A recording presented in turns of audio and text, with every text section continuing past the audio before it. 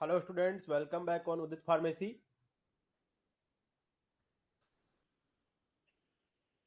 तो मैं एक और मोबाइल में जो है वो मैं अपना जो क्लास है उसको मैं यहाँ पे ओपन कर लेता हूँ, क्योंकि बीच में नेट कनेक्शन जो है वो ऑफ हो गया था और इसी की वजह से जो क्लास है वो रुक गई थी।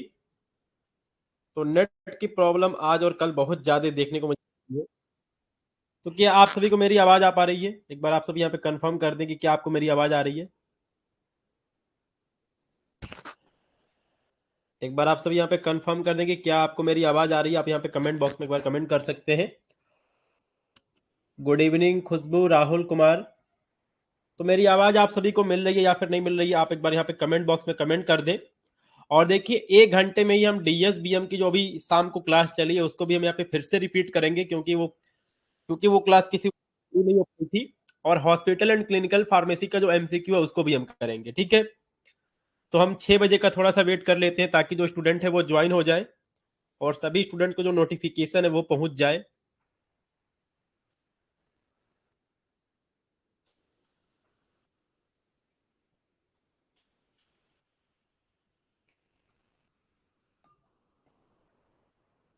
तो क्या कोई बता सकता है कि जब डीएसबीएम की शाम को 3:30 बजे क्लास चल रही थी तो कौन सा ऐसा क्वेश्चन था जिससे कि क्लास ऑफलाइन हो गया था? अगर कोई यहाँ पे बता सकता है तो आप यहाँ पे कमेंट कर सकते हैं कि कौन सा ऐसा क्वेश्चन था, कौन सा क्वेश्चन नंबर था जिसपे कि जो क्लास है वो ऑफलाइन हो गई थी।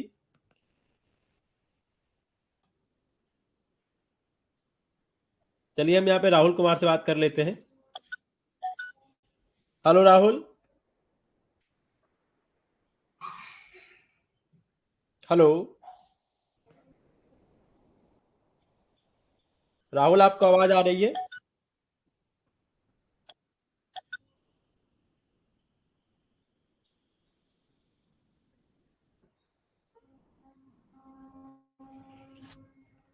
हेलो राहुल, आपको आपको आवाज आ रही है?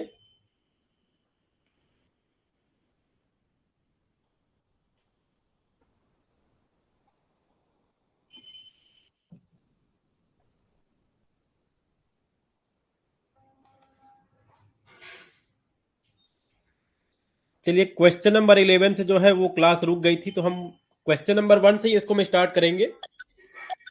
तो एक बार मैं अपने दूसरे फोन में मैं यहाँ पे लाइव क्लास को मैं खुद भी ज्वाइन कर लेता हूँ, जिससे कि मुझे दिखता रहे कि जो क्लास चल रही है वो चल रही है या फिर नहीं चल रही है। तो मैंने भी जो क्लास है वो मैंने यहाँ पे ज्वाइन कर लिया है और जो क्लास है वो मुझे चलती हुई यहाँ पे दिख रही है। तो हम 6 बजने का वेट कर लेते हैं ताकि जो क्लास है उसको शुरू किया जा सके।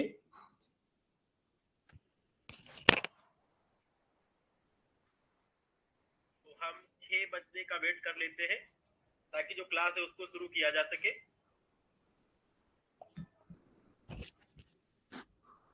तो डीआरएक्स नव्या, विक्रांत कुमार, विकास कुमार, नीतू, विवेक, विक्रांत, तो ये जो स्टूडेंट है वो ज्वाइन हो चुके हैं और अभी शाम के 6 बज रहे हैं और 51 जो स्टूडेंट है वो ज्वाइन हो चुके हैं।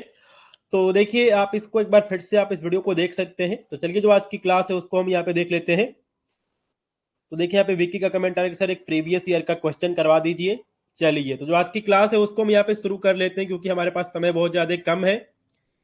तो मैं यहाँ पे स्क्रीन को शेयर कर देता हूँ।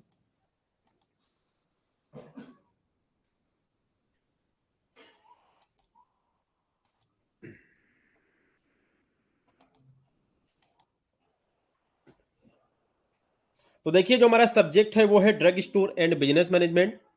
और एग्जाम जो है वो आपको पता है कि 28 और 29 दिसंबर को है। तो इसी वजह से हम एक साथ जो है हम कई चैप्टर जो है उसको हम यहाँ पे कवर करेंगे। तो जो आज का चैप्टर है वो है चैप्टर 8, 9, 10 और 11। ठीक है, तो इसमें हम बैंकिंग के बारे में जानेंगे, फाइनेंस के बारे में जानेंगे, introduction to accountancy, cash book क्या होता है, जर्नल क्या होता है, लेजर क्या होता है, इनके बारे में बात करेंगे।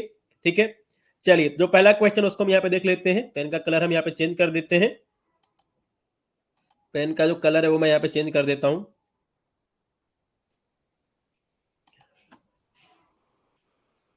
तो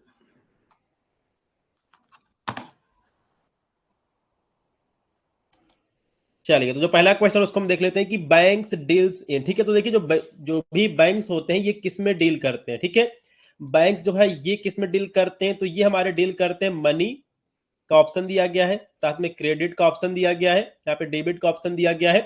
तो देखिए कोई भी बैंक होता है ये हमारा डील करता है मनी और क्रेडिट में, ठीक है। बोथ ए एंड बी का जो आंसर है वो यहाँ पे आपका सही हो जाएगा। तो देखिए आपने देखा होगा, आपने रिवर्स रेपो रेट और आपने रेपो रेट का जो नाम है वो आपने सुना होगा, ठीक है। तो देखिए जो बैंक होते हैं वो भी रिजर्व ऑफ बैंक, ठीक है, जो भी बैंक होते हैं वो भी रिजर्व बैंक ऑफ इंडिया से लोन लेते हैं, ठीक है। तो ये हमारा क्रेडिट में डील करते हैं और मनी में डील करते हैं। तो बोथ ए एंड बी का जो ऑप्शन है वो यहाँ पे सही हो जाएगा। तो आपको बस इतना याद रखना है कि जो भी बैंक है ये हमारा डील करता है किसके साथ में, मनी के साथ में, और क्रेडिट यानी कि लोन, ठीक है। क्रेडिट मतलब ऋण यानी कि लोन जो है, और यहाँ पे मनी जो है इसमें बैंक डील करते हैं, ठीक है। चलिए जो अगला क्वेश्चन उसको देख लेते हैं कि who has empowered to inspect accounts of banks, ठीक है। तो इसमें से ऐसा कौन है जिसको की पावर मिली हुई है जो भी बैंक्स हैं उनको चेक करने का, रेगुलेट करने का, उनको इंस्पेक्ट करने का। ऑप्शन दिया गया bank manager, reserve bank of India, Bombay stock exchange इसी को हम बीएसई कहते हैं, और securities and exchange board of India इसी को हम सेबी कहते हैं, ठीक है। तो देखिए इस क्वेश्चन का जो सही आंसर है वो रिजर्व बैंक ऑफ इंडिया, ठीक है, आरबीआई, ठीक है। इसके पास ये पावर होती है कि ये किसी भी बैंक को ये चेक कर सकता है, ठीक है। तो बैंकिंग का जो भी नियम कानून होता है उसको बनाने का जो काम है वो रिजर्व बैंक ऑफ इंडिया करता है, ठीक है। चलिए जो अगला क्वेश्चन उसको देख लेते हैं कि the headquarter of RBI is, तो जो हमारा रिजर्व बैंक ऑफ इंडिया है इसका हेडक्वार्टर कहाँ पे है, तो इसका हेडक्वार्टर है मुंबई में, ठीक है। ऑप्शन नंबर बी जो है वो इस क्वेश्चन का सही आंसर है। अगले क्वेश्चन की बात करते हैं। तो यहाँ पे दिया गया कि government of India nationalise the bank, ठीक है। तो देखिए भारत सरकार ने बैंकों का राष्ट्रीयकरण कब किया, ठीक है। बैंकों का राष्ट्रीयकरण जो है वो कब किया, ये क्वेश्चन यहाँ पे पूछा गया है। तो भारत सरकार ने बैंकों का जो यहाँ पे राष्ट्रीयकरण है उसको 1969 में किया था। ऑप्शन नंबर बी जो है वो इस क्वेश्चन का यहाँ पे सही आंसर है।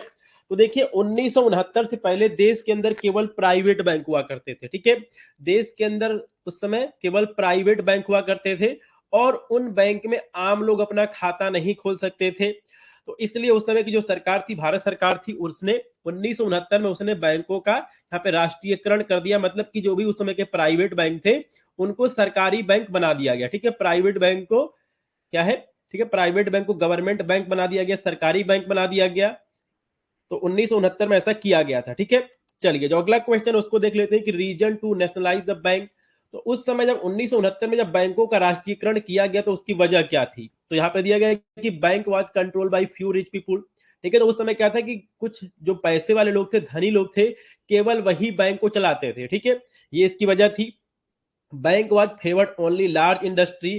तो उस समय के जो बैंक थे वो सभी प्राइवेट लोगों के हाथ में थे और वो छोटे लोगों को वो लोन नहीं दिया करते, ठीक है। वो छोटे इंडस्ट्री को, छोटे लोगों को जो है वो यहाँ पे लोन नहीं दिया करते थे, ये भी इसका वजह था। Bank was ignored agriculture sector. तो जो हमारा इंडिया है यहाँ पे खेती बहुत ज्यादा होती है, यहाँ पे आपका एग्रीकल्चर का इकोनॉमी है, लेकिन जो आपका यहाँ पे एग्रीकल्चर है इनको लोन नहीं ये प्राइवेट बैंक देते। इसी वजह से 1969 में उस समय की जो सरकार थी उसने यहाँ पे करीब 14 प्राइवेट बैंकों को उसने यहाँ पे सरकारी बैंक बना दिया, ठीक है। तो ये सारे जो है वो सभी रीजन है। तो ऑल ऑफ दिस का जो आंसर है वो यहाँ पे आपका सही हो जाएगा। चलिए जो अगला क्वेश्चन उसको देख लेते हैं कि बैंक आर क्लासिफाइड इन। तो देखिए जो बैंक है इनका भी क्लासिफिकेशन किया गया। इनको हम कमर्शियल बैंक में, एक्सचेंज बैंक में, इंडस्ट्रियल बैंक में, पोस्ट ऑफिस बैंक में, ठीक है। पोस्ट ऑफिस बैंक भी आपका होता है, लैंड मॉर्टेज बैंक भी होता है, ठीक है। लैंड मॉर्टेज बैंक ये भी आपका एक बैंक का क्लासिफिकेशन है। आपने कोऑपरेटिव बैंक देखा होगा, ठीक है। तो ये सारे बैंक क्या होते हैं, ये सभी बैंक के प्रकार होते हैं, टाइप होते हैं, ठीक है। तो ऑल ऑफ दिस का जो आंसर है वो यहाँ पे सही है कि जो बैंक है इनको हम कमर्शियल बैंक में, एक्सचेंज बैंक में, इंडस्ट्रियल बैंक में क्लासिफाई करते हैं, ठीक है। चलिए जो अगला क्वेश्चन उसको देख लेते हैं कि bank that finance the foreign trade. तो इसमें से कौन सा ऐसा बैंक है जो कि फॉरेन ट्रेड को फाइनेंस करता है, ठीक है। तो अगर आप इंपोर्ट का बिजनेस कर रहे हैं, अगर आप एक्सपोर्ट का बिजनेस कर रहे हैं, तो इसमें से कौन सा ऐसा बैंक है जो कि फॉरेन ट्रेड को यहाँ पे फाइनेंस करता है, तो इस क्वेश्चन का सही आंसर है एक्सचेंज बैंक, ठीक है। तो देखिए जहां पे जो आपके एक्सचेंज बैंक होते हैं ये फाइनेंस करते हैं फॉरेन ट्रेड को, ठीक है। चलिए जो अगला क्वेश्चन उसको देख लेते हैं। तो यहाँ पर एक क्वेश्चन दिया गया कि bank that give the long term loan to industry. तो ऐसा कौन सा बैंक है जो कि लॉन्ग टर्म का लोन देता है, यानी कि 10 साल के लिए, 15 साल के लिए, 20 साल के लिए कौन सा ऐसा बैंक है जो कि इंडस्ट्री को लोन देता है? तो ये हमारा होता है industrial bank. Option number D जो है वो इस क्वेश्चन का यहाँ पे सही आंसर है कि ऐसा बैंक जो कि इंडस्ट्री को लंबे समय के लिए लोन देता है उसे हम इंडस्ट्रियल बैंक कहते हैं। ठीक है, चलिए, तो यहां पर एक क्वेश्चन पूछा है कि बैंक दैट एक्सेप्ट डिपॉजिट, तो ऐसा कौन सा बैंक है जो कि डिपॉजिट को एक्सेप्ट करता है? तो ऑप्शन दिया गया है saving bank, industrial bank, commercial bank and none of these. तो देखिए, जो हमारा सेविंग बैंक होता है ये डिपॉजिट को जो है वो यहाँ पे एक्सेप्ट करता है और हमें उस डिपॉजिट पे हमें कुछ इंटरेस्ट यानी कि ब्याज मिलता है। ठीक है, तो ये हमारा सेविंग बैंक होता है। ठीक है, चलिए, जो अगला क्वेश्चन उसको देख लेते हैं कि फंक्शन ऑफ कमर्शियल बैंक। तो देखिए, कमर्शियल बैंक के फंक्शन क्या क्या हो सकते हैं? तो यहाँ पे दिया गया receiving deposit, lending money, transfer funds from one branch to another and all of these. तो ऑप्शन नंबर डी जो है वो यहाँ पे सही है। तो देखिए, कोई भी यहाँ पे कमर्शियल बैंक हो गया वो डिपॉजिट लेता है। ठीक है, यानी कि आप उसमें पैसा जमा कर सकते हैं। लेंडिंग मनी वो आपको लोन भी देता है और यहाँ पे दिया गया कि transfer funds from one branch to another. तो आप यहाँ पे एक अकाउंट से आप यहाँ पे दूसरे अकाउंट में जो है आप पैसे को ट्रांसफर भी कर सकते हैं। ठीक है, तो ऑल ऑफ दिस का जो आंसर है वो यहाँ पे सही है। चलिए, जो अगला क्वेश्चन उसको देख लेते हैं कि बिल्डिंग इज एग्जांपल ऑफ। ठीक है, तो बिल्डिंग है, ठीक है, आपका बिल्डिंग हो गया, बिल्डिंग हो गया, प्रॉपर्टी हो गया, बिल्डिंग, प्रॉपर्टी, लैंड, ठीक है, मशीनरी, ये सभी क्या होता है? ये सभी आपका फिक्स्ड कैपिटल होता है। ठीक है, ऑप्शन नंबर जो है ए है वो इस क्वेश्चन का यहाँ पे सही आंसर है। तो देखिए, आपने चल पूंजी और आपने अचल पूंजी का आपने नाम सुना होगा। ठीक है, चल पूंजी और अचल पूंजी जो है ये आपने नाम सुना होगा। ठीक है, तो देखिए, तो यहाँ पे आपका लिखा गया अचल पूंजी क्या होती है? जो भी आपका जमीन है, मकान है, ठीक है, जमीन है, मकान है, फैक्ट्री है, आपका प्लांट वगैरह है। ठीक है, ये आपका प्लांट नहीं, जो आपका यहाँ पे इंडस्ट्रियल प्लांट होता है उसके बारे में मैं यहाँ पे बात कर रहा हूँ कि जो आपका इंडस्ट्रियल प्लांट होता है उसमें जो भी मशीनरी लगी होती है वो सभी हमारा फिक्स्ड कैपिटल होता है। ठीक है, ऑप्शन नंबर ए जो है वो इस क्वेश्चन का यहाँ पे सही आंसर है। चलिए, जो अगला क्वेश्चन उसको देख लेते हैं कि एग्जाम्पल ऑफ वर्किंग कैपिटल। तो देखिए, वर्किंग कैपिटल क्या होता है? अगर आप कोई भी बिजनेस कर रहे हैं उसमें आपके पास जो भी रॉ मटेरियल है आपको उसका रेंट देना होता है, जो एम्प्लॉय है उनको सैलरी देनी पड़ती है। तो देखिए, जो भी यहाँ पे डेली के खर्चे शामिल होते हैं वो सभी हमारा वर्किंग कैपिटल आता है। ठीक है, तो देखिए, किसी भी बिजनेस में जो हमारा डेली का खर्चा होता है उस बिजनेस को चलाने के लिए वो सभी हमारा वर्किंग, ठीक है, वो हमारा वर्किंग कैपिटल होता है। तो यहाँ पे रॉ मटेरियल हो गया, रेंट हो गया, सैलरी हो गया, ये सभी क्या है? ये सभी हमारा वर्किंग कैपिटल का एग्जाम्पल है। ठीक है, चलिए, जो अगला क्वेश्चन उसको देख लेते हैं। तो यहाँ पे दिया गया है कि इन्वेस्टमेंट, ठीक है, investment in fixed asset like land, building, plant, machinery is. तो अगर आप यहाँ पे इन्वेस्टमेंट कर रहे हैं, ठीक है, लैंड में यानी कि जमीन में, ठीक है, बिल्डिंग में और यहाँ पे आपका प्लांट लगाने में, तो ये किस टाइप का इन्वेस्टमेंट है? तो ये हमारा लॉन्ग टाइम का इन्वेस्टमेंट होता है। ठीक है, ये हमारा लॉन्ग टर्म फाइनेंस होता है। तो देखिए, जब भी कोई व्यक्ति जमीन खरीदता है, मकान बनवाता है, तो वो यहाँ पे ये सोच के बनवाता है कि ये कम से कम 50 साल चलेगा, 100 साल चलेगा। ठीक है, तो इसी को हम कहते हैं लॉन्ग टर्म फाइनेंस कहते हैं। ठीक है, investment in fixed asset like land, building, plant, machinery, तो इसी को हम क्या कहते हैं? इसी को हम लॉन्ग टर्म फाइनेंस कहते हैं। ठीक है, तो यहाँ पे बिल्कुल नाम से क्लियर है कि अगर हम फिक्स्ड असेट्स में इन्वेस्टमेंट कर रहे हैं तो उसे हम क्या कहेंगे? उसे हम लॉन्ग टर्म इन्वेस्टमेंट कहेंगे या फिर लॉन्ग टर्म फाइनेंस कहेंगे। तो यहाँ पर एक क्वेश्चन पूछा गया कि long term finance are raise for, तो जो हमारा यहाँ पे लॉन्ग टर्म फाइनेंस है ये कम से कम कितने सालों के लिए किया जाता है? तो इसको हम कम से कम 10 साल के लिए करते हैं। ठीक है, उसके बाद यहाँ पे दिया गया 1 to 10 ईयर और यहाँ पे दिया गया है 12 month or less than 12 month. तो ये हमारा हो जाएगा शॉर्ट टर्म।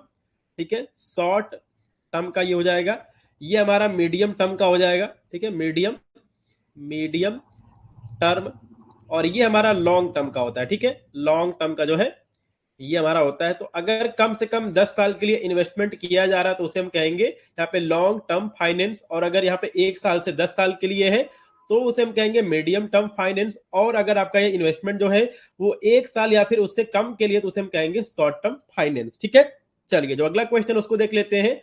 तो देखिए, यहाँ पे कुछ फुल फॉर्म दिया गया है और ये भी एग्जाम में पूछा गया है, कई बार एग्जाम में जो है वो पूछा गया, तो उसको हम यहाँ पे देख लेते हैं। तो देखिए, आईसीआईसी बैंक का फुल फॉर्म क्या होता है? Industrial credit investment corporation of India. ICICI bank का फुल फॉर्म क्या होता है? Industrial credit and investment corporation of India. IDBI का फुल फॉर्म क्या है? Industrial bank of India, LIC का फुल फॉर्म क्या है, लाइफ इंश्योरेंस कॉर्पोरेशन। HDFC का यहाँ पे फुल फॉर्म जो दिया गया वो दिया गया है housing development finance corporation limited. तो ICICI बैंक का, IDBI बैंक का, LIC का फुल फॉर्म और HDFC बैंक का फुल फॉर्म जो है वो यहाँ पे दिया गया है। तो आप यहाँ पे इसका एक बार रिवीजन कर लेंगे। Industrial credit and investment corporation of India मतलब ICICI, और यहाँ पे लिखा गया कि इंडस्ट्रियल बैंक ऑफ इंडिया ये हमारा IDBI बैंक है, LIC जो है वो लाइफ इंश्योरेंस कॉर्पोरेशन है, और HDFC जो है वो हमारा housing development finance corporation limited है। ठीक है, चलिए जो अगला क्वेश्चन उसको देख लेते हैं कि लैंग्वेज ऑफ बिजनेस इज। ठीक है, तो बिजनेस की लैंग्वेज क्या होती है, अकाउंटिंग है, ट्रांजेक्शन है, बुक कीपिंग है, या फिर नन ऑफ दिस का जो ऑप्शन है वो यहाँ पे दिया गया है। तो देखिए जो हमारा बिजनेस का लैंग्वेज है वो हमारा अकाउंटिंग होता है। ठीक है, ऑप्शन नंबर ए जो है वो इस क्वेश्चन का यहाँ पे सही आंसर है। चलिए जो अगला क्वेश्चन उसको देख लेते हैं कि represent the science aspect of. ठीक है, तो इसमें से ऐसा कौन है जो कि साइंस एस्पेक्ट को रिप्रेजेंट करता है, अकाउंटिंग है, बुक कीपिंग है, बोथ ए एंड बी है, या फिर नन ऑफ दिस का जो ऑप्शन है वो यहाँ पे दिया गया है। तो देखिए जो हमारा अकाउंटेंसी होता है या फिर अकाउंटिंग होता है, ठीक है, अकाउंटिंग ये हमारा साइंस एस्पेक्ट को रिप्रेजेंट करता है। ठीक है, तो यहाँ पे आपका जो ऑप्शन सही है वो है option number A. Option number A की आपका यहाँ पे, आप यहाँ पे इसको अकाउंटेंसी भी लिख सकते हैं या फिर आप यहाँ पे अकाउंटिंग भी लिख सकते हैं। तो यहाँ पे आपका हो जाएगा कि accounting represent the science aspect of the.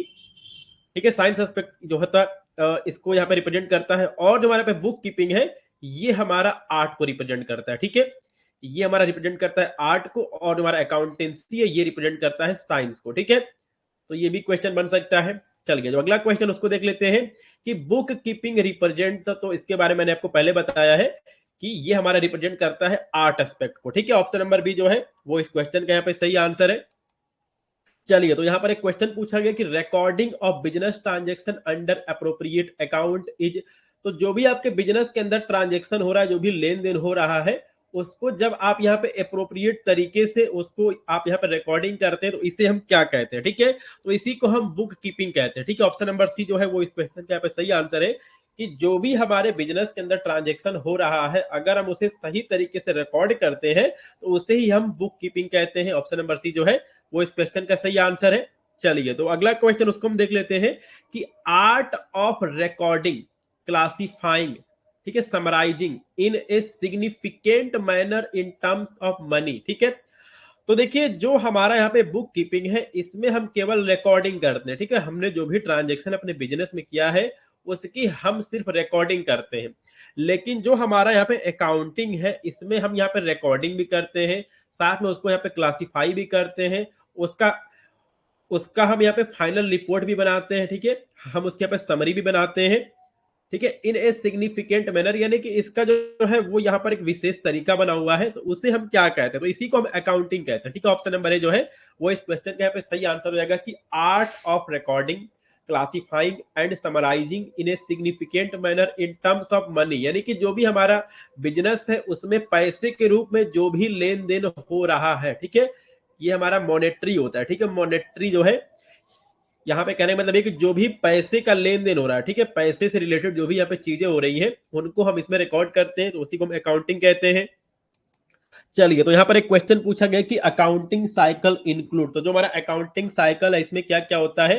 तो देखिए मैं आपको यहाँ पर एक बात बताता हूँ और इसको आपको हमेशा याद रखना है। ठीक है, पहला जो स्टेप होता है वो होता है जर्नल, पहला जो स्टेप है वो होता है जर्नल, उसके बाद होता है लेजर, उसके बाद हम यहाँ पे फाइनल अकाउंट या फिर ट्रायल बैलेंस को हम प्रिपेयर करते हैं। तो आप इस बात को याद रखेंगे, जो सबसे पहला काम होता है अकाउंटिंग में वो होता है जर्नल में, उसके बाद लेजर में, उसके बाद ट्रायल बैलेंस, उसके बाद आपका फाइनल अकाउंट बनता है। ठीक है, तो आप इस सीक्वेंस को याद रखेंगे।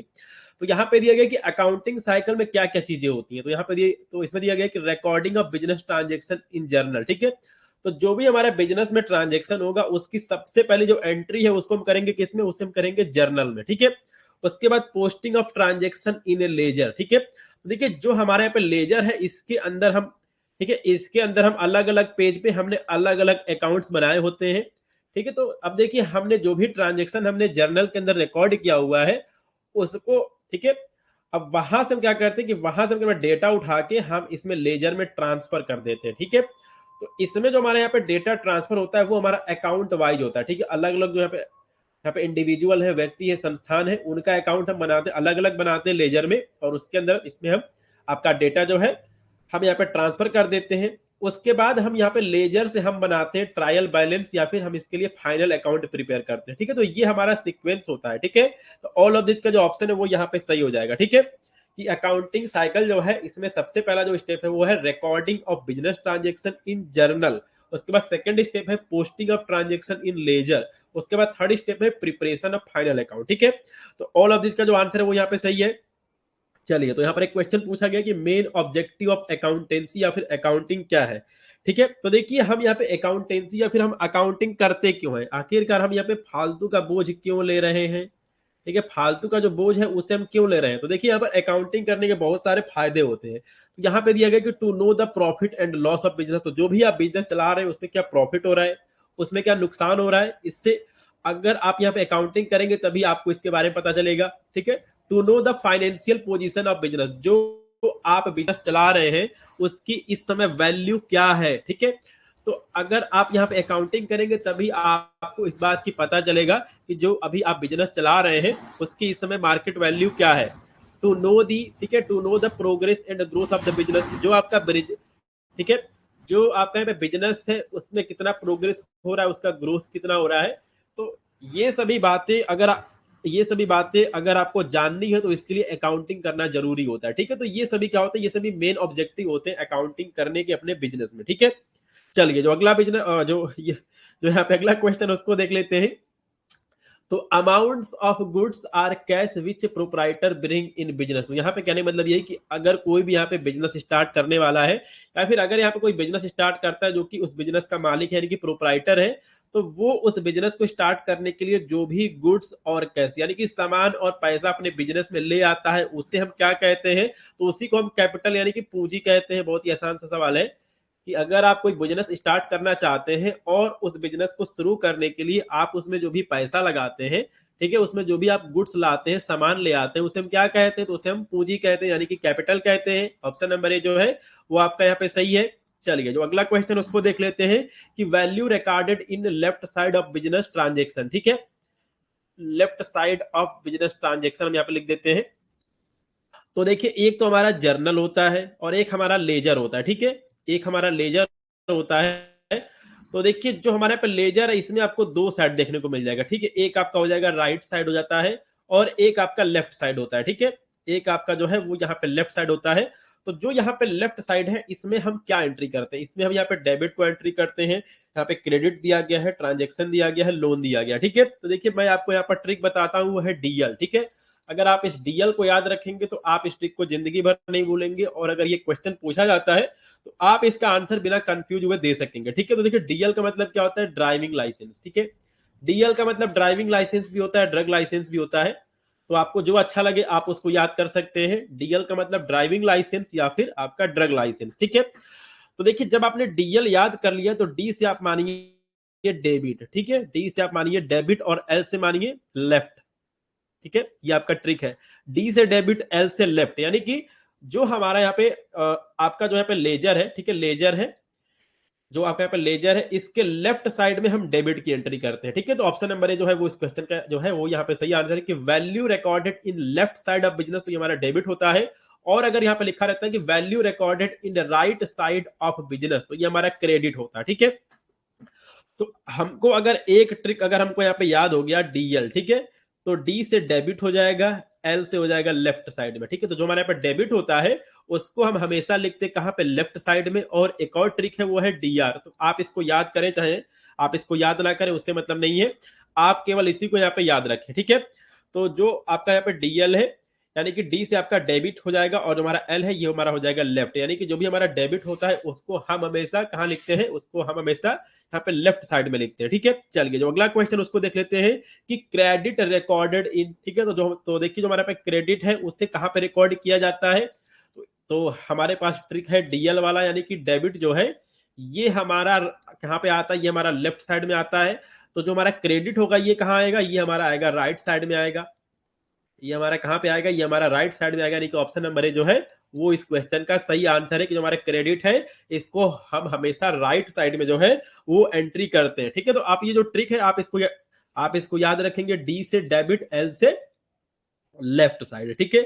और डी से ड्रग लाइसेंस या फिर ड्राइविंग लाइसेंस, तो आप इसको इस तरह याद रख सकते हैं, ठीक है। चलिए जो अगला क्वेश्चन उसको देख लेते हैं कि debts due by business to its proprietor. तो देखिए ड्यू का मतलब क्या होता है, बकाया होना, बकाया होना।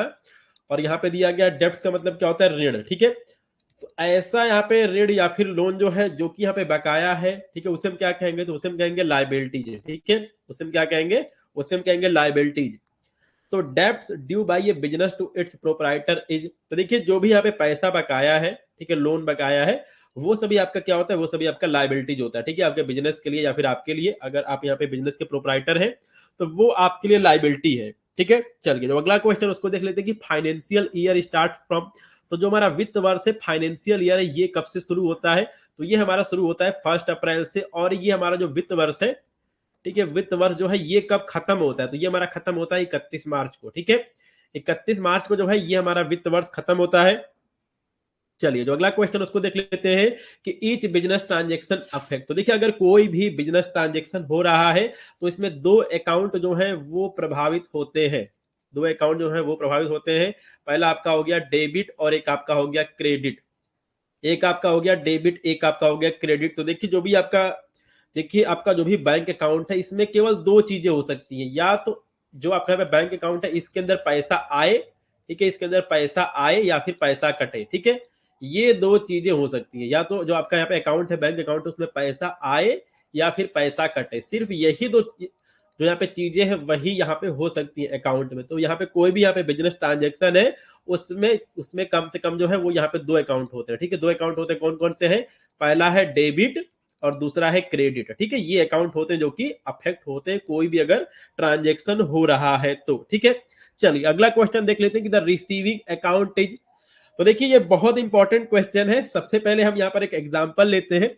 तो देखिए जब भी जो भी आपका बैंक अकाउंट है, ठीक है, जब भी आपका यहाँ पे बैंक अकाउंट है, जो आपका बैंक अकाउंट है, और जब भी इस बैंक अकाउंट में कोई भी ट्रांजेक्शन होता है तो आपको एसएमएस मिलता है, ठीक है। आपको क्या मिलता है, आपको एसएमएस मिलता है। तो जब पैसा जमा होता है, ठीक है, जब पैसा आपके खाते में जमा होता है, जब पैसा जमा होता है तो आपको मैसेज मिलता है क्रेडिटेड का।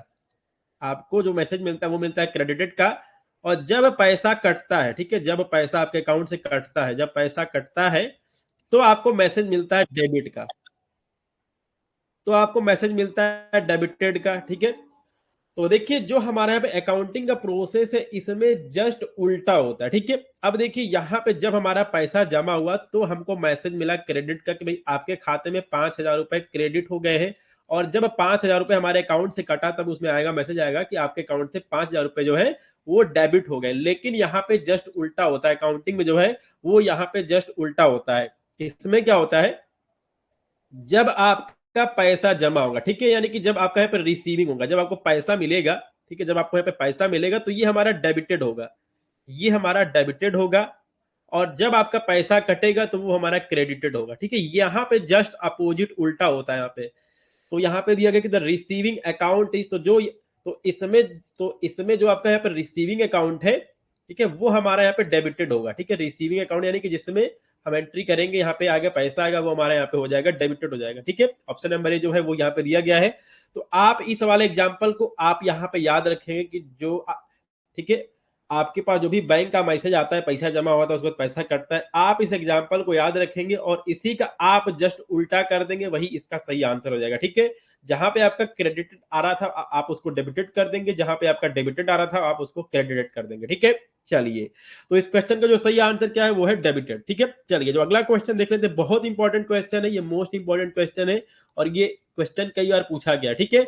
बुक ऑफ प्राइमरी एंट्री, ठीक है। तो कोई भी बिजनेस ट्रांजेक्शन होता है उसकी पहली एंट्री किसमें करते हैं, तो उसकी हम पहली एंट्री करते हैं जर्नल में। जैसे कि मैंने आपको बताया है, सबसे पहले क्या आता है, जर्नल, उसके बाद क्या आता है, लेजर। ये आप याद रखेंगे, सबसे पहले जर्नल आता है, लेजर आता है, उसके बाद हम ट्रायल बैलेंस बनाते हैं, ठीक है। ये हमारा अकाउंटिंग का साइकिल होता है, ठीक है। ट्रायल बैलेंस हम बनाते हैं। तो जो सबसे पहली एंट्री है वो क्या करते हैं, उसको करते हैं जर्नल में, ठीक है। चलिए जो अगला क्वेश्चन उसको देख लेते हैं कि बुक ऑफ ओरिजिनल एंट्री। तो यहाँ भी जो है वही सेम क्वेश्चन यहाँ पे जो है वो यहाँ पे घुमा के पूछा गया है कि जो आपका यहाँ पे ओरिजिनल एंट्री है ये किसमें की जाती है, तो ये हमारी की जाती है किसमें, जर्नल में। ऑप्शन नंबर ए जो है वो यहाँ पे आपका सही आंसर है। चलिए जो अगला क्वेश्चन उसको देख लेते हैं कि ऑल द कैश ट्रांजेक्शन, जो भी यहाँ पे कैश ट्रांजेक्शन हुआ है इंक्लूडिंग डिस्काउंट, उसको किस में लिखा जाता है, ये क्वेश्चन पूछा गया है। तो इसको हम कैश बुक में लिखते हैं, ठीक है। जो भी हमारे पास कैश ट्रांजेक्शन हुआ है साथ में उसमें और साथ में अगर हमने कोई डिस्काउंट वगैरह दिया है तो उसको हम किस में रिकॉर्ड करते हैं, उसे हम कैश बुक में रिकॉर्ड करते हैं, ठीक है। चलिए जो अगला क्वेश्चन उसको देख लेते हैं कि purchase book is also called, ठीक है। तो देखिए जो हमारा परचेज बुक है इसको हम इनवॉइस बुक भी कहते हैं और इसको हम बाट बुक भी कहते हैं। तो बोथ ए एंड बी का जो ऑप्शन है वो यहाँ पे सही है कि जो यहाँ पे परचेज बुक है इसको हम इनवॉइस बुक भी कहते हैं और इसको हम बाउट बुक भी कहते हैं, ठीक है। तो बोथ ए एंड बी का जो आंसर है वो यहाँ पे सही हो जाएगा। चलिए जो अगला क्वेश्चन उसको देख लेते हैं कि sales book is also known as, तो जो हमारा सेल्स बुक है इसे हम और किस नाम से जानते हैं, तो इसे हम सोल्ड बुक भी कह सकते हैं और इसे हम डे बुक भी कहते हैं। बोथ ए एंड सी का जो ऑप्शन है वो यहाँ पे सही हो जाएगा कि जो यहाँ पे सेल्स बुक है इसको हम सोल्ड बुक भी कहते हैं और इसको हम परचेज बुक भी कहते हैं, ठीक है। चलिए जो जो अगला क्वेश्चन उसको देख लेते हैं कि account related to person firms institution or company, तो ऐसा कौन सा अकाउंट है जो कि किसी पर्सन के साथ में, व्यक्ति के साथ में, किसी फर्म के साथ में, किसी इंस्टीट्यूशन के साथ में या फिर कंपनी से जो है वो यहाँ पे रिलेटेड होता है, तो इसे हम क्या कहते हैं। तो यहाँ पर दिया गया personal account, impersonal account, both A and B and none of this, तो इसको हम पर्सनल अकाउंट कहते हैं, ठीक है। अगर कोई भी अकाउंट किसी व्यक्ति के साथ में, किसी फर्म्स के साथ में, किसी इंस्टीट्यूशन के साथ में या फिर अगर किसी कंपनी के साथ में जुड़ा हुआ है तो उस अकाउंट को हम पर्सनल अकाउंट कहते हैं, ठीक है। तो ऑप्शन नंबर ए जो है वो इस क्वेश्चन का यहाँ पे सही आंसर है। चलिए जो अगला क्वेश्चन उसको देख लेते हैं, उससे पहले हम यहाँ पे थोड़ा सा नोट्स देख लेते हैं, ठीक है। तो हम सबसे पहले यहाँ पे नोट्स देख लेंगे। तो देखिए जो भी हमारा अकाउंटिंग है इसमें दो तरह के अकाउंट होते हैं, ठीक है। एक आपका पर्सनल अकाउंट होता है और एक हमारा इम्पर्सनल अकाउंट होता है, ठीक है। तो देखिए जो हमारा यहाँ पे पर्सनल अकाउंट है ये आपका पर्सन हो सकता है, यहाँ पे आपका फर्म हो सकता है, ठीक है। फर्म हम यहाँ पे लिख देते हैं, फर्म्स हो सकता है, इंस्टीट्यूशन हो सकता है और कंपनी हो सकती है। और देखिए अगर आप यहाँ पे पर्सनल अकाउंट है तो इसमें जो आप यहाँ पे रिसीवर है वो डेबिट होता है और जो यहाँ पे गिवर है वो यहाँ पे क्रेडिट होता है, ठीक है। उसके बाद हम यहाँ पे बात करते हैं इम्पर्सनल अकाउंट की, ये हमारा रियल अकाउंट होता है और नॉमिनल अकाउंट में इसको क्लासिफाई किया जाता है। जो आपका यहाँ पे रियल अकाउंट है इसमें आपका गुड्स आता है, प्रॉपर्टी आता है, इसमें क्या होता है व्हाट कम्स इन, यानी कि जो आता है वो आपका डेबिट होता है और जो उसमें लिखा है कि व्हाट गोज आउट, यानी कि जो आपके पास से जाता है वो यहाँ पे क्रेडिट होता है, ठीक है।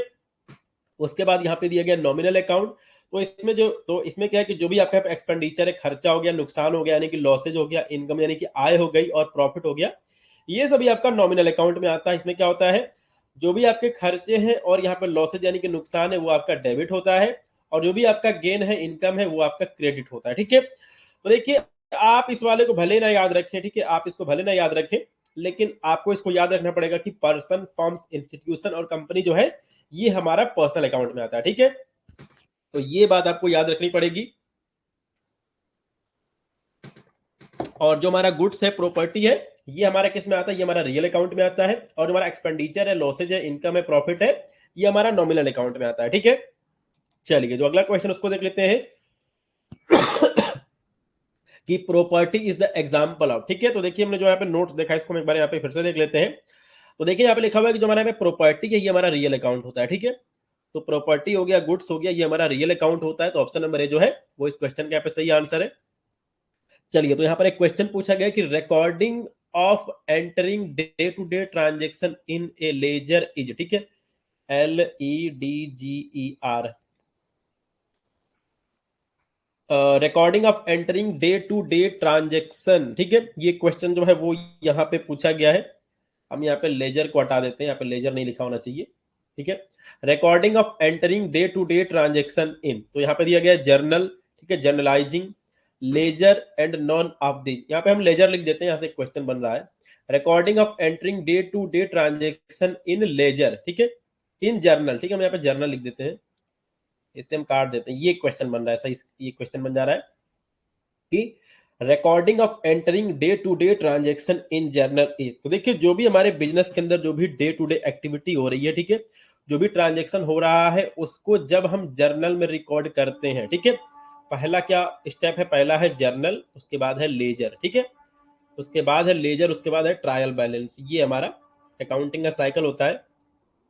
तो जो भी हमारे बिजनेस में ट्रांजेक्शन हो रहा है उसको हम सबसे पहले किस में करते हैं, उसे हम करते हैं जर्नल में। तो recording of entering day to day transaction in journal, तो इसी को हम कहते हैं जर्नलाइजिंग। ठीक है, ये प्रोसेस है। ऑप्शन नंबर बी जो है वो यहाँ पे सही है। चलिए, तो all the business transaction are first recorded in, ये क्वेश्चन पूछा गया है कि ये यहाँ पे क्वेश्चन पूछा गया कि जो भी बिजनेस के अंदर ट्रांजेक्शन हो रहे हैं उसे सबसे पहले किस में रिकॉर्ड किया जाता है। ठीक है, तो उससे हम सबसे पहले किस में रिकॉर्ड करते हैं? जर्नल में रिकॉर्ड करते हैं। ऑप्शन नंबर ए इस क्वेश्चन का सही आंसर है, बुक ऑफ फाइनल एंट्री। ठीक है, फाइनल एंट्री हम किस में करते हैं? फाइनल एंट्री जो है उससे हम किस में करते हैं? तो देखिए, सबसे पहले जो एंट्री होती है वो किस में होती है? वो होती है जर्नल में, उसके बाद लेजर आता है। ठीक है, इसके बाद हम लेजर में एंट्री करते हैं और इसी को हम कहते हैं बुक ऑफ फाइनल एंट्री। यानी कि बुक ऑफ फाइनल एंट्री कौन है? वो है जर्नल। ठीक है, सॉरी, जो आपका यहाँ पे बुक ऑफ फाइनल एंट्री वो है आपका लेजर। ठीक है, लेजर जो है ये आपका बुक ऑफ फाइनल एंट्री होता है। मैं यहाँ पे लिख देता हूं, लेजर जो है ये है book of final entry. Book of final entry जो है वो कौन है? वो है हमारा लेजर। और बुक ऑफ फर्स्ट एंट्री कौन है? वो है जर्नल। ठीक है, जर्नल जो है ये हमारा बुक ऑफ फर्स्ट एंट्री होता है। ठीक है, बुक ऑफ फर्स्ट एंट्री कौन है? वो हमारा है जर्नल। और बुक ऑफ फाइनल एंट्री कौन है? वो है लेजर। ऑप्शन नंबर बी जो है वो इस क्वेश्चन का सही आंसर है। चलिए, तो यहाँ पर एक क्वेश्चन पूछा गया कि the process writing journal to ledger. ठीक है, तो देखिए हमने यहाँ पे जर्नल में हमने जो भी देखिए हमने इसके अंदर जो भी डेटा हमने लिखा हुआ है, ठीक है, जो भी हम यहाँ पे ट्रांजेक्शन लिख देते हैं। ठीक है, जो भी मैंने यहाँ पे ट्रांजेक्शन लिखा हुआ है, हमने जो ट्रांजेक्शन लिखा कहाँ पे? जर्नल में। इसे हम क्या कहते हैं? इसे हम कहते हैं जर्नलाइजिंग। इसे हम कहते हैं जर्नलाइजिंग। उसके बाद जो यहाँ पे इंफॉर्मेशन लिखी है जर्नल में, जब हम इसे लिखेंगे लेजर में तो इसे हम कहते हैं पोस्टिंग। तो इसे हम क्या कहते हैं? इसे हम कहते हैं पोस्टिंग। ऑप्शन नंबर बी जो है वो इस क्वेश्चन का यहाँ पे सही आंसर है। चलिए, जो अगला क्वेश्चन उसको देख लेते हैं। तो यहाँ पर एक क्वेश्चन पूछा गया कि डुअल एस्पेक्ट। ठीक है, dual aspect of debit and credit of each transaction is recorded account wise in a book which is called. तो देखिए, जो भी बिजनेस में ट्रांजेक्शन हो रहा है, डेबिट और क्रेडिट हो रहा है, ठीक है, डेबिट और क्रेडिट हो रहा है उसको हम अकाउंट वाइज कहाँ रिकॉर्ड करते हैं? ठीक है, जो भी हमारे बिजनेस में ट्रांजेक्शन हो रहा है, जो भी उसमें डेबिट हो रहा है, क्रेडिट हो रहा है, ठीक है, उसको हम अकाउंट वाइज कहाँ रिकॉर्ड करते हैं? उस बुक को क्या कहते हैं? ठीक है, ये क्वेश्चन जो है पूछा गया है, तो इसी को हम लेजर कहते हैं। ठीक है, इसी को हम लेजर कहते हैं। ऑप्शन नंबर बी जो है वो यहाँ पे इस क्वेश्चन का सही आंसर है। चलिए, तो यहाँ पर एक क्वेश्चन पूछा गया कि statement of debit and credit of balance extracted from ledger. तो सबसे पहले कौन सा स्टेप था? सबसे पहले था जर्नल, उसके बाद हमने बना लिया लेजर, उसके बाद हम प्रिपेयर करते हैं ट्रायल बैलेंस, उसके बाद हम प्रिपेयर क्या करते हैं? Trial balance. देखिए यहाँ पे क्वेश्चन क्या पूछा गया कि statement of debit and credit of balance extracted from ledger. जो यानी कि जो आपका यहाँ पे लेजर, इससे हमने इंफॉर्मेशन निकाला और उससे हमने यहाँ पे बनाया ट्रायल बैलेंस बनाया। तो ऑप्शन नंबर ए जो है वो यहाँ पे इस क्वेश्चन के यहाँ पे सही आंसर है कि जो हमारे पे ट्रायल बैलेंस होता है ये आपका होता है statement of debit and credit of balance extracted from ledger, जो इसी को हम ट्रायल बैलेंस कहते हैं।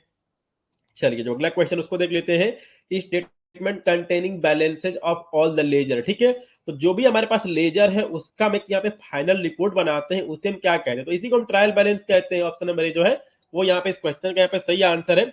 और इसमें बेसिकली सारा बैलेंस लिखा होता है। ठीक है, डेबिट कितना है, क्रेडिट कितना है, ये सभी बातें इसमें लिखी गई होती है। ठीक है, चलिए, तो यहाँ पर एक क्वेश्चन पूछा गया कि all the receipts and payments of cash are recorded in a separate. ठीक है, तो ऑल द रिसिप्ट, ठीक है, जो भी आपका यहाँ पे रिसिप्ट है और जो भी आपके यहाँ पे पेमेंट है, ठीक है, यहाँ पे लिखा गया payment of cash are recorded in a separate. यहाँ पे दिया गया कैश बुक इसे कहते हैं, इसको हम जर्नल कहते हैं, लेजर कहते हैं या फिर पोस्टिंग कहते हैं। तो देखिए, इसको हम यहाँ पे कैश बुक कहते हैं। पेमेंट ऑफ कैश, हम यहाँ से कैश से कैश बुक ले लेते हैं कि all the receipt and payment of जो कैश है इसको हम यहाँ पे कैश बुक में रिकॉर्ड करते हैं। ठीक है, ऑप्शन नंबर ए जो है वो इस क्वेश्चन का सही आंसर है। तो देखिए, यहाँ पे पूछा गया कि कैश बुक कितने तरह के होते हैं। ठीक है, तो ये आपका सिंगल कैश बुक भी आता है, 2 कॉलम का भी आता है, 3 कॉलम का जो है वो आता है। तो ऑल ऑफ दिस का जो आंसर है वो यहाँ पे सही हो जाएगा कि ये सभी कैश बुक के टाइप होते हैं। ठीक है, आपका सिंपल कैश बुक हो गया, 2 कॉलम का हो गया, 3 कॉलम का हो गया, ये सभी कैश बुक के प्रकार होते हैं। ठीक है, चलिए, जो अगला क्वेश्चन उसको देख लेते हैं कि recording of small expenses in A business. तो अगर आप कोई बिजनेस चला रहे हैं उसमें कोई छोटे मोटे जो खर्चे हैं वो हमेशा लगे रहते हैं। ठीक है, छोटे मोटे जो यहाँ पे खर्चे हैं वो हमेशा यहाँ पे लगे रहते हैं, जैसे कि आपका ट्रांसपोर्ट का भाड़ा हो गया, ठीक है, ट्रांसपोर्ट का भाड़ा हो गया, जो भी यहाँ पे लेबर है जो कि आपका यहाँ पे गुड्स लेके आ रहा है उसका यहाँ पे वेजेस हो गया, दिहाड़ी हो गया, इस तरह के छोटे मोटे जो खर्चे हैं वो बिजनेस में होते रहते हैं। और जो यहाँ पे ट्रांजेक्शन है उसको आपको यहाँ पे कैश में करना पड़ता है, ठीक है, recording of small expenses in A business, तो इसको हम करते हैं पैटी कैश बुक में, ठीक है। ऑप्शन नंबर बी जो है वो इस क्वेश्चन का सही आंसर है। तो ये भी एक इंपॉर्टेंट क्वेश्चन है कि जो भी यहाँ पे छोटे मोटे खर्चे होते हैं, ठीक है, बिजनेस में, उसको हम कहाँ पे रिकॉर्ड करते हैं, उसे हम रिकॉर्ड करते हैं पैटी कैश बुक में, ठीक है। ऑप्शन नंबर बी जो है वो इस क्वेश्चन का यहाँ पे सही आंसर है। तो ये सभी क्वेश्चन आप जरूर से प्रिपेयर कर लेंगे, ये मोस्ट इंपॉर्टेंट क्वेश्चन है जो भी आपको क्वेश्चन नंबर 1 से लेके और यहाँ पे क्वेश्चन नंबर 45 तक कराया गया है। तो चलिए जो स्टूडेंट है उनकी हम यहाँ पे क्वेरी वगैरह देख लेते हैं कि स्टूडेंट्स को क्या समझ में नहीं आया।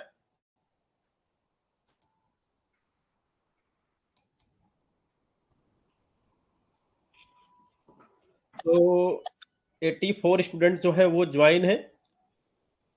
तो क्या आपको ये सभी क्वेश्चन समझ में आए हैं? और खास तौर पे जो हमारा अकाउंटिंग वाला सेक्शन है जिसमें कि आपका उसमें आपका जर्नल है, लेजर है, ये सभी क्वेश्चन आपको समझ में आया कि नहीं आया? जो आपका ये जर्नल वाला क्वेश्चन है, लेजर वाला क्वेश्चन है, फर्स्ट एंट्री कौन होता है, सेकंड एंट्री कौन होता है, ये बहुत इंपॉर्टेंट है ये।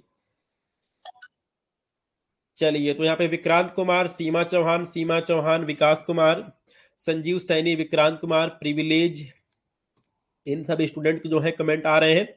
तो देखिए कल एक और वीडियो डीएसबीएम की आएगी और आपका जो डीएसबीएम का सिलेबस है वो कल पूरा हो जाएगा। तो आज हमारा 23 तारीख है और कल है 24 दिसंबर। तो कल आपका जो डीएसबीएम का सिलेबस है प्लस हॉस्पिटल का सिलेबस है वो भी खत्म हो जाएगा, लेकिन हम फिर भी क्लास करेंगे, कुछ इंपॉर्टेंट जो एमसीक्यू है उनको हम करेंगे अपने एग्जाम के लिए, ठीक है। तो कल 24 और उसके बाद 25, 26 और 27 तारीख तक जो है, और 28 को तो आपका पेपर है, 28 को पेपर है, 29 को पेपर है। तो समझिए परसों से हम जो इंपॉर्टेंट एमसीक्यू करेंगे, ठीक है। सर जी ज्यूरिस्प्रूडेंस का क्लास लीजिए, ठीक है। तो फिलहाल तो आज की जो क्लास है वो मेरी डीएसबीएम की और साथ में हॉस्पिटल की रहेगी, लेकिन अगर मुझे ज्यूरिस्प्रूडेंस की क्लास अगर दी जाती है तो मैं आपको एक ही क्लास में ज्यूरिस्प्रूडेंस के जो भी एक्ट वगैरह है और आपका शेड्यूल वगैरह हो गया वो सब मैं आपको यहाँ पे कंठस्थ करा दूंगा, ठीक है। लेजर में कंफ्यूजन है, विक्रम आपको लेजर में क्या कंफ्यूजन है? तो देखिए मैं हमेशा से एक बात बताता हूं कि जो हमारा डिप्लोमा इन फार्मेसी का सिलेबस है ये हमारा 30 साल पहले का सिलेबस है। तो देखिए अभी क्या हो गया कि अभी आपका ऐसा हो गया कि जो भी आपका बिजनेस होता है ये कंप्लीट ऑनलाइन हो चुका है, जो भी यहाँ पे अकाउंटिंग का प्रोसेस है वो भी आपका ऑनलाइन हो चुका है। और यहाँ पे अकाउंटिंग करने के लिए बहुत सारे मोबाइल एप्लीकेशन आ चुके हैं, कंप्यूटर के एप्लीकेशन आ चुके हैं। तो इसमें आपको ज्यादा तो इसमें आपको यहाँ पे डेबिट के चक्कर में, क्रेडिट के चक्कर में ज्यादा पढ़ना नहीं होता है, लेकिन ये सभी टॉपिक हमारे सिलेबस में दिए गए इसीलिए हमको कवर करना होता है, ठीक है। तो चलिए 5 मिनट बाद क्या है कि हम हॉस्पिटल एंड क्लिनिकल फार्मेसी की जो क्लास है उसको भी हम यहाँ पे शुरू करेंगे, ठीक है। तो मिलते हैं 5 मिनट के बाद, ठीक है। 5 मिनट के बाद हॉस्पिटल एंड क्लिनिकल फार्मेसी की जो क्लास है उसको भी हम स्टार्ट करते हैं, क्योंकि 7 बजे से आपका दूसरा जो क्लास है उसका टाइम हो जाएगा। तो अभी 6:40 हो रहा है। तो अभी हम 5 मिनट बाद हम एक बार फिर से ज्वाइन होंगे, ठीक है। चलिए, तो जो आज की क्लास है उसको हम यहीं पे एंड करते हैं। जय हिंद।